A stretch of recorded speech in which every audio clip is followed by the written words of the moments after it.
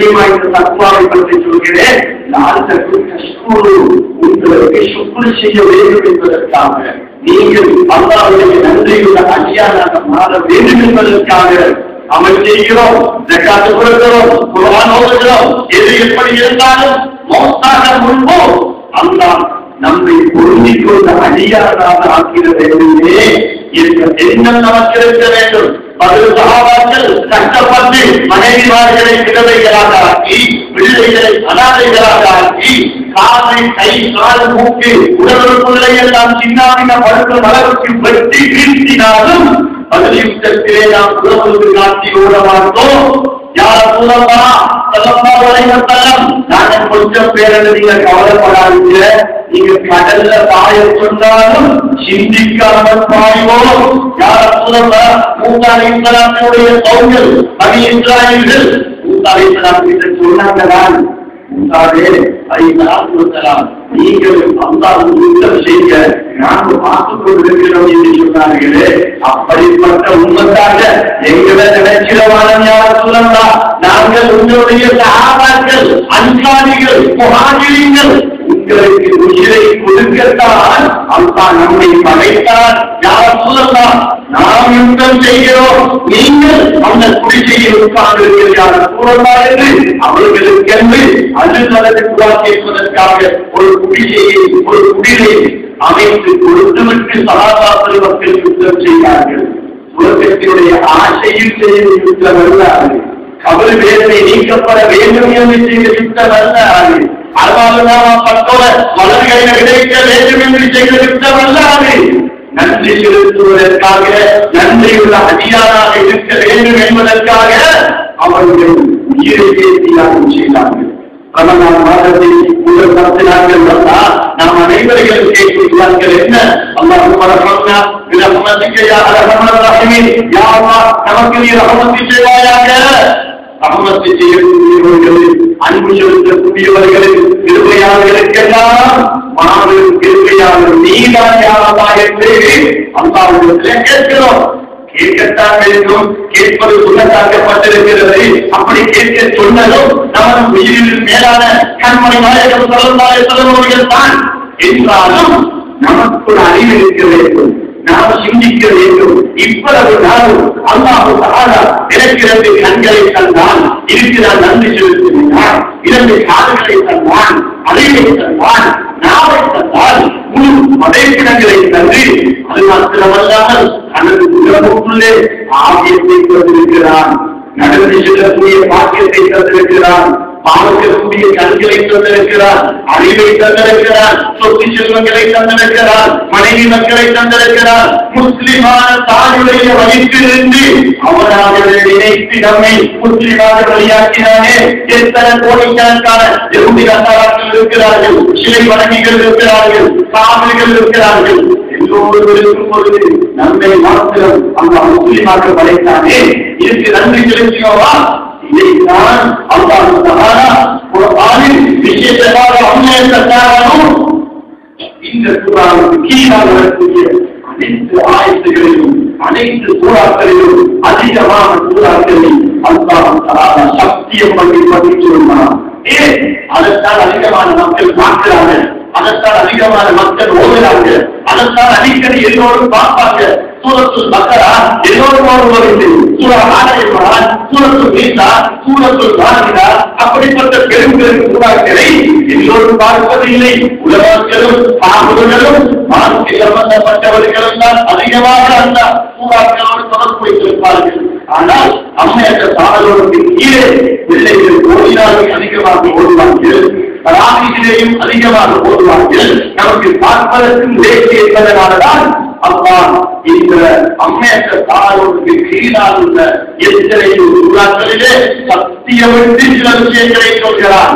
அல்லாஹ் சத்தியம் பண்ணினால் அது மிக விசேஷமானது, பாரகுணமானது, பயங்கரமானது, அதிகமாக நேரம் செலவழித்து சிந்திக்கக்கூடியது. ஒரு சத்தியம் பண்ணி ஒரு விஷயத்தை சொல்கிறான், ஒரு அசல் பொருளின் மீது சத்தியமாக அல்லது காலத்தின் மீது சத்தியமாக,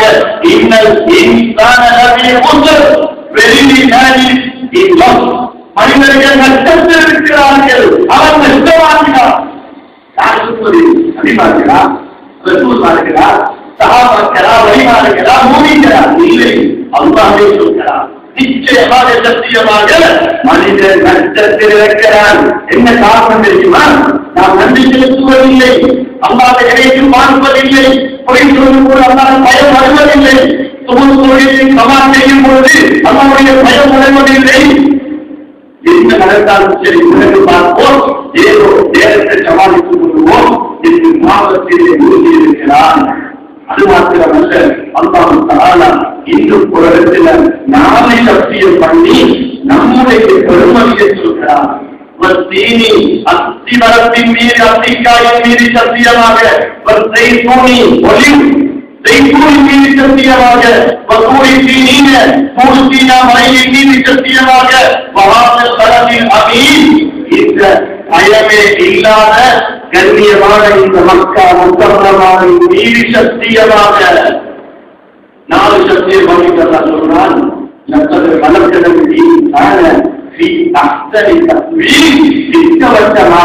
நிச்சயமாக மனிதர்களை நான் அழகான வடிவில் படைத்திருக்கிறேன்.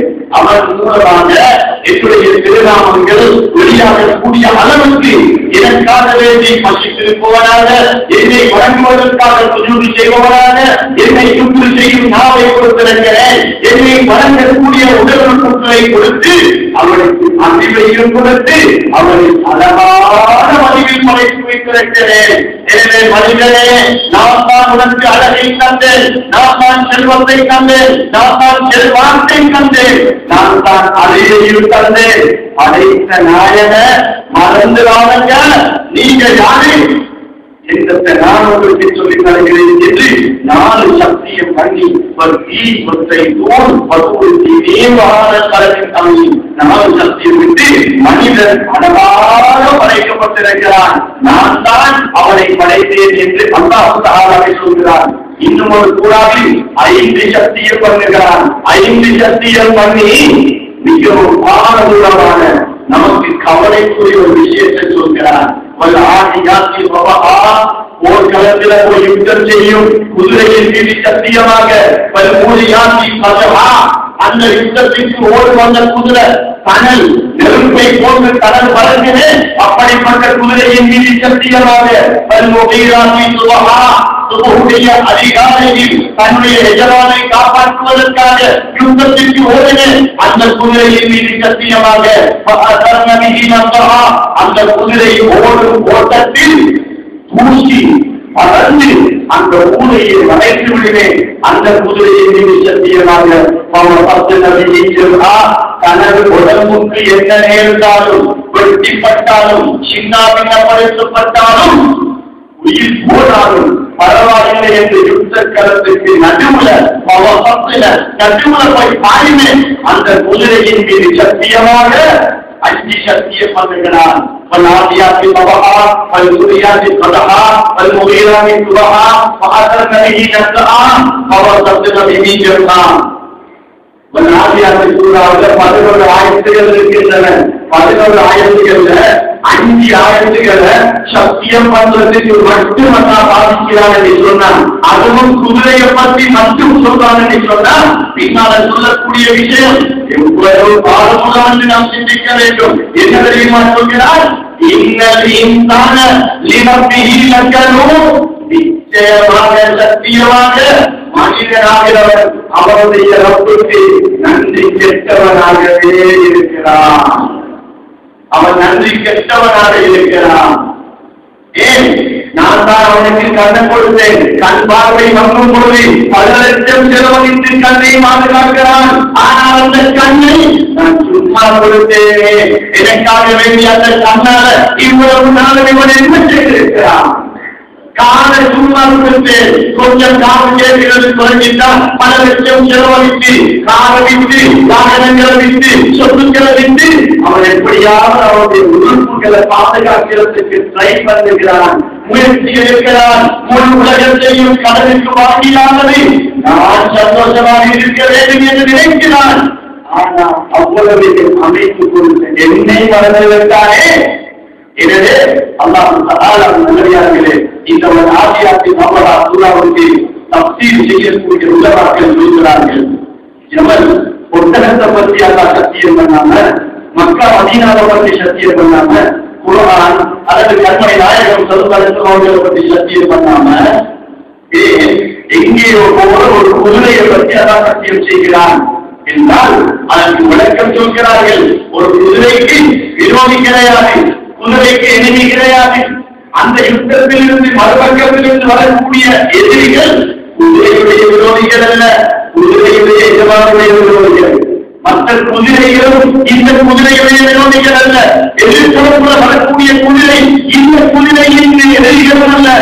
குதிரை பாவம், யாருக்கு எந்த அநியாயமும் செய்ததில்லை. அதை பார்த்தாலே அன்பு வரும் அழகான ஒரு மிருகம்.